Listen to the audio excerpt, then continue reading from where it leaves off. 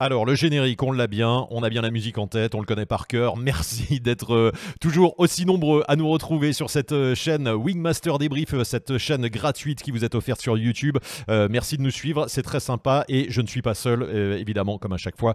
Chaque semaine, on est là avec notre ami Jérôme Cano, votre expert Wingmaster. Salut GG. Salut Seb, salut à tous. Alors Ah, j'ai il y a de la voix, la voix elle est loin, la voix est loin, mais cassé la voix. c'est l'hiver, c'est comme ça, forcément aussi. J'ai essayé de sécher un drap mouillé sur moi en Ouais, étant dehors, ouais, en non, ça marche pas. regardant les moines Shaolin, mais ça marchait pas Ça super bien, ouais. quoi. Bah, c'est bien pour le mental, mais pas pour la gorge. En Voilà. tout cas, merci une fois de plus d'être présent, Jérôme. Merci à tous de nous retrouver une thématique encore une fois très intéressante. Aujourd'hui, on va en parler dans quelques instants. Faut-il voler bras haut ou faut-il voler au contact? Il y a une petite différence de quelques millimètres, hein, mais ça change tout, Jérôme, hein. Oui, c'est-à-dire que c'est surtout un message, qu'on entend, qui est on entend les pilotes qui disent: «Oui, mais on m'a dit de voler bras haut, on m'a dit de laisser voler», d'autres qui disent: «Non, il faut voler au contact». Donc on va essayer de recontextualiser le truc quoi, en fait, parce que c'est un peu le flou artistique, ce truc-là, quoi, et il On y a va, plein d'autres facteurs, bien qui rentrent sûr. en jeu.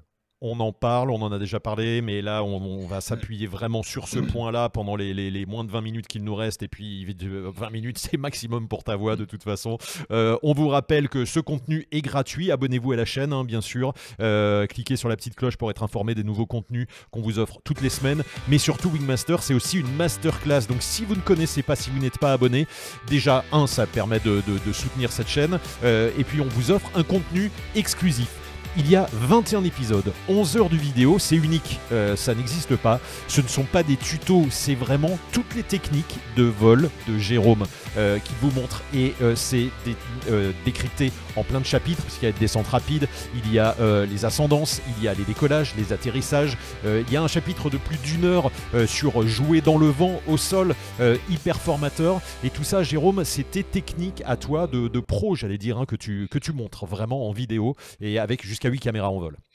Oui, oui, tout à fait. C'est je veux montrer comment je vole et puis partager, mon expérience, ce que j'ai mis en place pour moi et aussi dans mes stages, dans mon enseignement.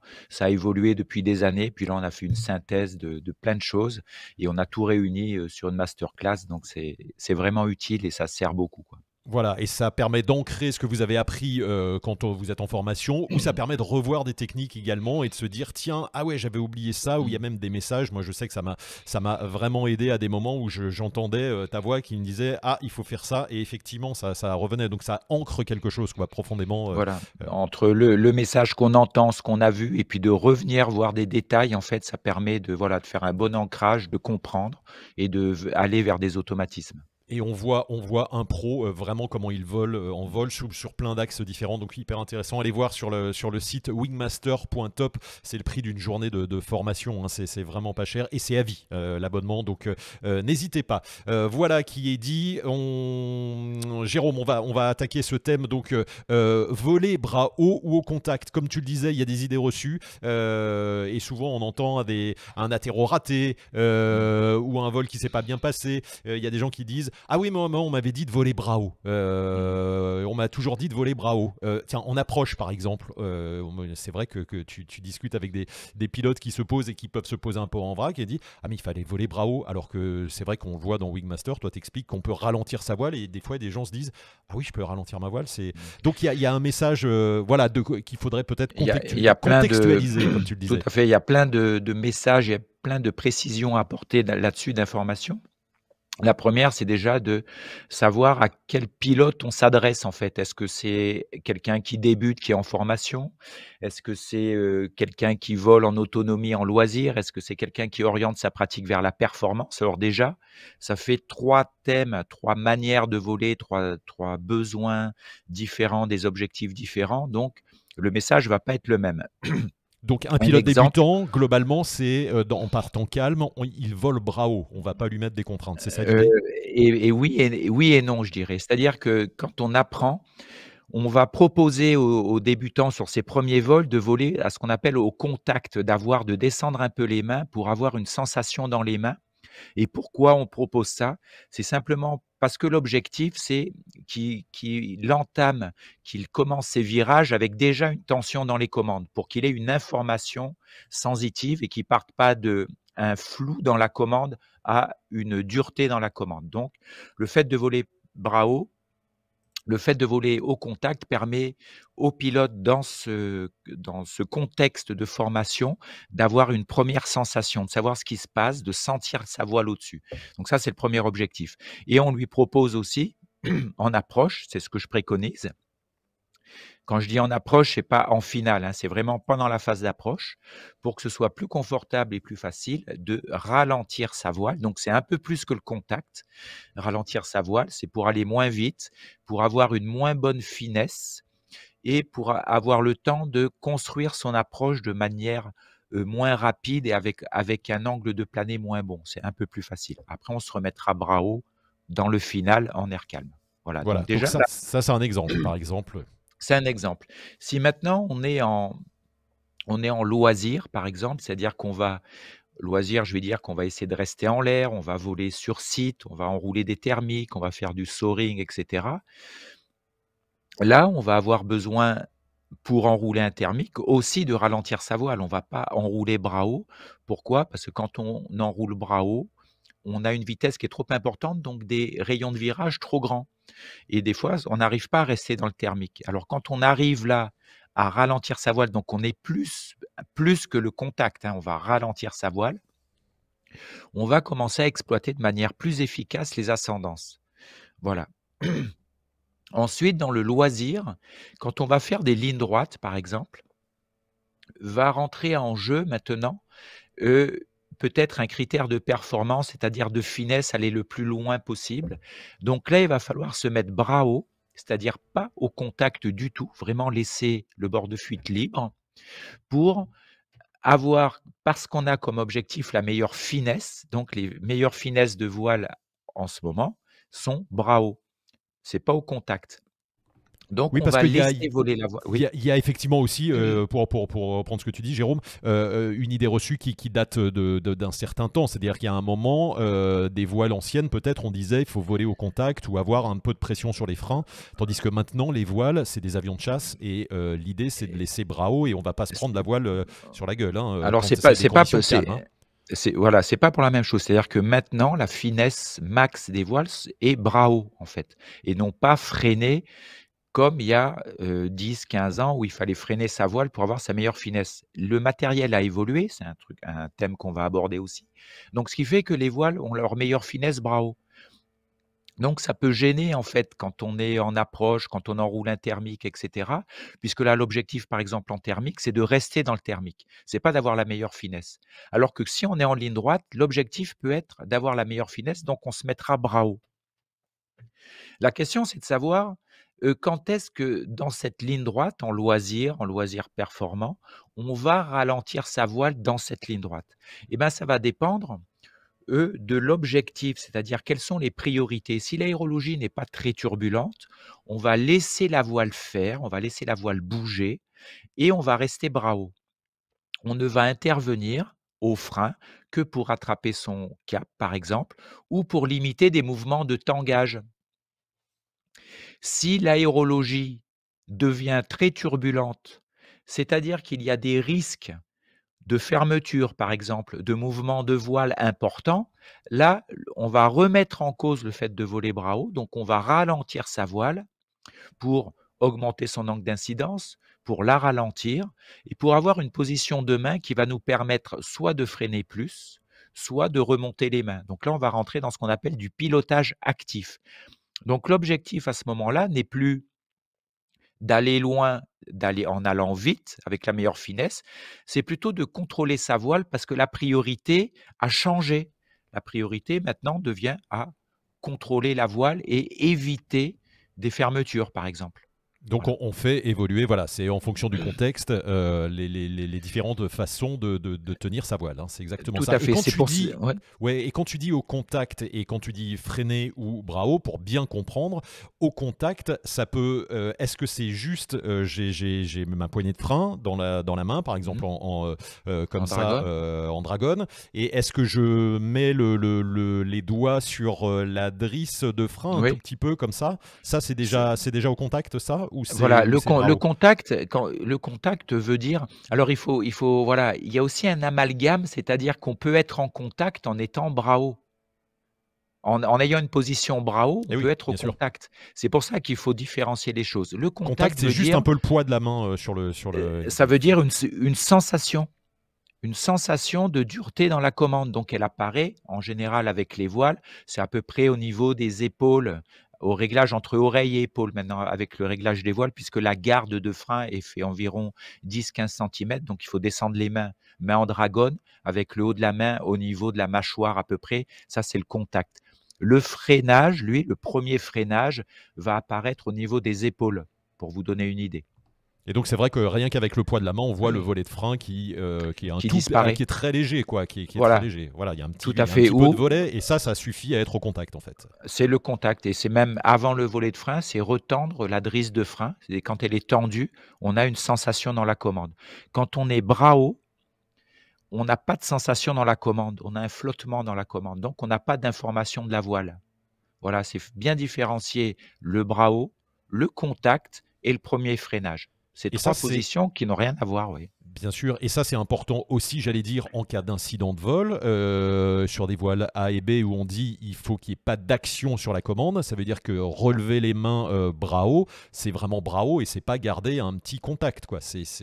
On libère tout, hein, ça c'est important aussi de le dire, hein. Alors, pour reposer cette truc-là, c'est-à-dire que dans ce qu'on a dit tout à l'heure, quand l'aérologie devient forte, avec des risques de fermeture, par exemple, donc la priorité va être l'anticipation des incidents de vol, il va falloir ralentir sa voile, hein, donc là, on est peut-être en dessous des épaules et ça va permettre d'anticiper les fermetures et cetera. Ensuite, si on a un incident de vol, une fermeture par exemple, il va pas falloir se jeter sur les freins. La priorité va changer, va être par exemple de garder son cap. Donc peut-être garder son cap, c'est un freinage que d'un côté, c'est un transfert de poids à la sellette. C'est si on est sorti du domaine de vol, c'est-à-dire qu'en gestion d'incident de vol, si on est sorti en domaine de vol, il va falloir relever les mains dans un premier temps pour laisser la voile faire et agir dans un deuxième temps. Pour cette fois, la priorité sera d'éviter le surpilotage. Le surpilotage apparaît justement, comme tu le dis, quand on garde du Bien sûr. frein, par exemple, main aux épaules, alors qu'on est sorti du domaine de vol. Peut-être que ce freinage qui n'est pas très important va, va permettre, mais le mot n'est pas permettre, mais va garder le pilote et la voile hors du domaine de vol. C'est pas ce qu'on veut. Donc il faut repasser par une position bras haut complète.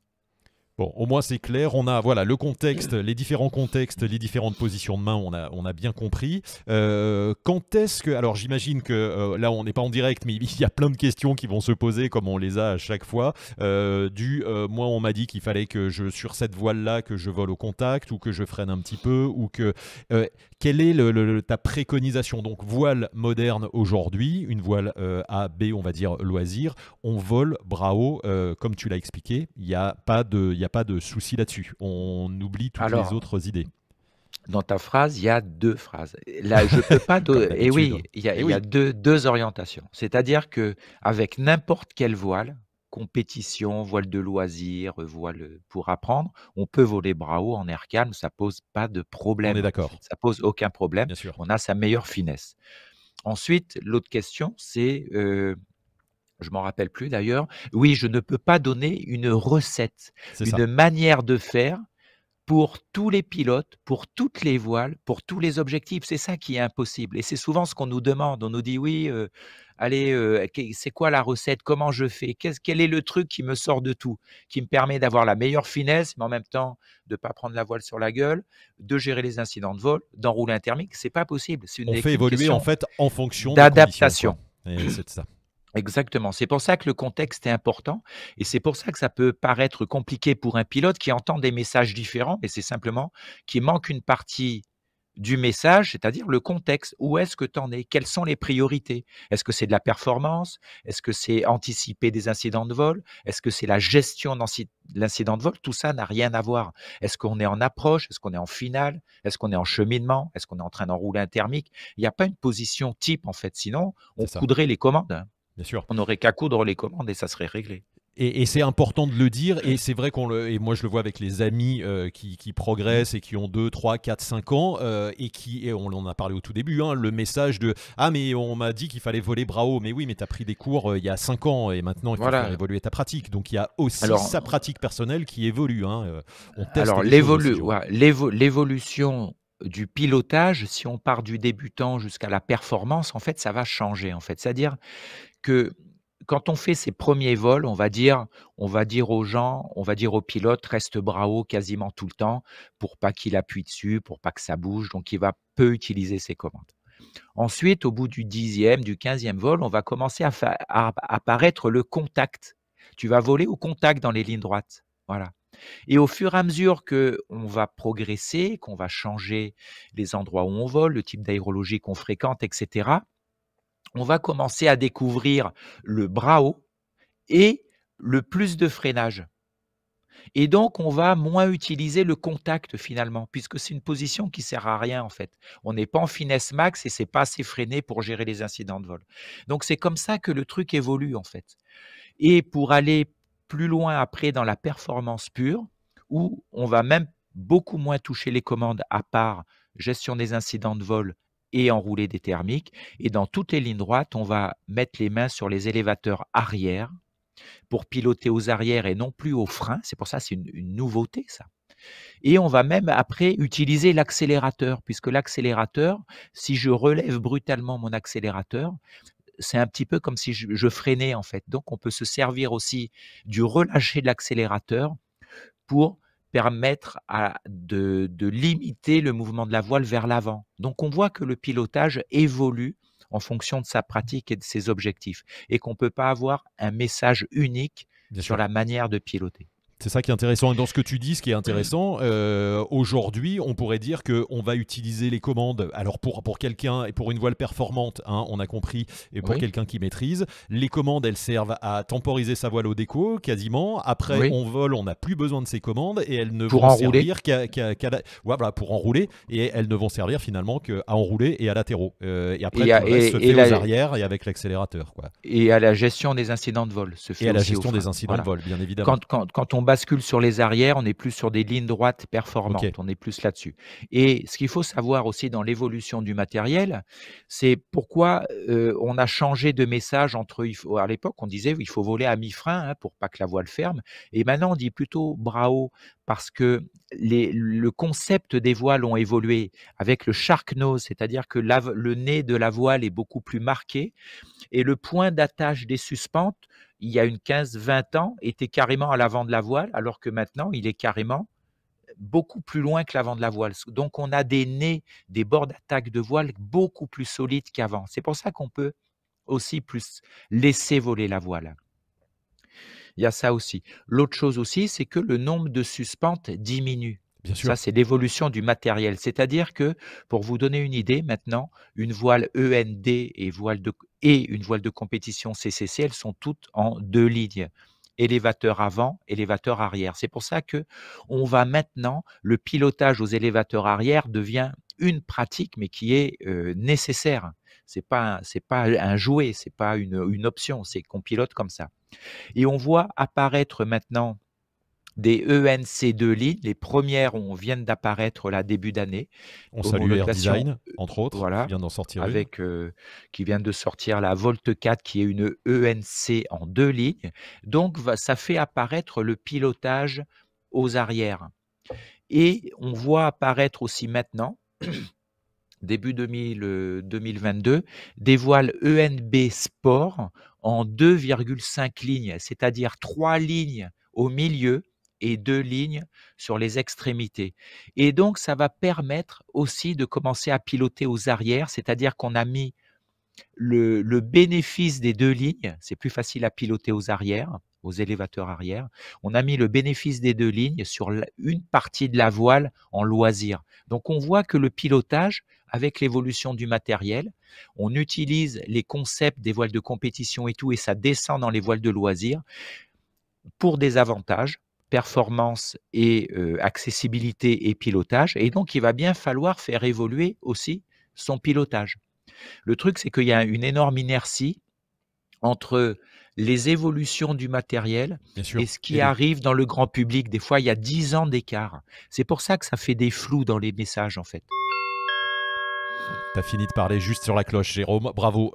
Non, c'est super intéressant ce que tu dis parce que effectivement, la façon dont les pilotes et la plupart des gens qui nous regardent, hein, il y en a qui volent depuis longtemps, les pratiques ont évolué et c'est pas forcément des gens qui sont revenus sur leurs pratiques, qui ont refait des stages et qui gardent les messages qu'ils ont appris il y a 10, 15 ans ou juste en parlant avec d'autres pilotes. Et donc il y a des façons de piloter qui ont vraiment changé, qui évoluent, qui vont encore changer comme tu le dis. Bien parce sûr. que le matériel va changer et il s'est affiné, la voile est devenue vraiment une aile d'avion et donc on ne pilote vraiment plus de la même façon. Donc tous ces messages anciens, il faut remettre à jour toute cette Exactement. pratique. On est là pour ça, il y a Wingmaster et il faut aller faire des stages avec des pros pour continuer à voler ça, hein. et s'y intéresser en fait. C'est-à-dire se dire, tiens, est-ce que je viens d'acquérir une voile en 2022, une voile de loisir, qu'est-ce qui a changé? Est-ce que le pilotage a changé? Est-ce qu'on peut faire autrement? Est-ce qu'il y a d'autres méthodes? Etc. Donc il faut s'y intéresser. C'est pour ça que ce qu'on peut peut-être conclure là-dessus, c'est de dire pour chaque pilote, recontextualiser où est-ce que vous en êtes, quelles sont vos priorités dans votre pratique, quels sont vos objectifs et vous allez voir que le pilotage va devoir s'adapter à ces priorités-là. Et ensuite, dans le vol, en fait, on change de priorité entre faire une approche ou un final dans une aérologie très turbulente ou un final en air calme, on ne va pas piloter de la même manière. Enrouler un thermique, faire une ligne droite, utiliser l'accélérateur au cours d'un vol, moi personnellement, je vole pas de la même manière. Bien sûr. Quand je suis en ligne droite, mon objectif va être la performance, donc ne pas trop toucher mes freins, mais plutôt être sur mes arrières et utiliser mon accélérateur. Quand je suis en thermique, j'utilise que mes freins, mon transfert de poids, etc. Il faut que je ralentisse ma voile. Quand je suis en aérologie très turbulente, je vais plutôt garder au frein parce que là, c'est limiter les mouvements de la voile et anticiper les incidents de vol. Voilà que je vais utiliser plein de manières différentes dans un même vol. On a très bien compris le message, Jérôme. Voilà, il n'y a pas de recette miracle et il n'y a pas de je vole ou bravo ou je vole au contact. Le débat, il est infini et effectivement, on a bien compris qu'il fallait contextualiser sa pratique, son type de voile, son type de la météo, etc. Tout ce qui peut arriver. C'est très clair. J'espère que pour vous, c'est clair également. Si vous avez des questions, n'hésitez pas à nous écrire dans les commentaires. Hein. Jérôme y répondra. Si vous êtes abonné Wingmaster, bien sûr, vous le savez. Vous avez la communauté Wingmaster et vous pouvez accéder directement pareil aux questions avec Jérôme et il vous répondra en direct. En tout cas, la thématique est super intéressante et inépuisable. On pourra y revenir encore en direct. Voilà, avec des questions cette fois de nos amis pilotes en live. Merci de nous avoir suivis pour ce contenu hyper intéressant. Merci Jérôme une fois de plus pour ton expertise. Et puis on se dit à très vite pour la suite du prochain Wingmaster débrief. Ciao, à bientôt. À bientôt.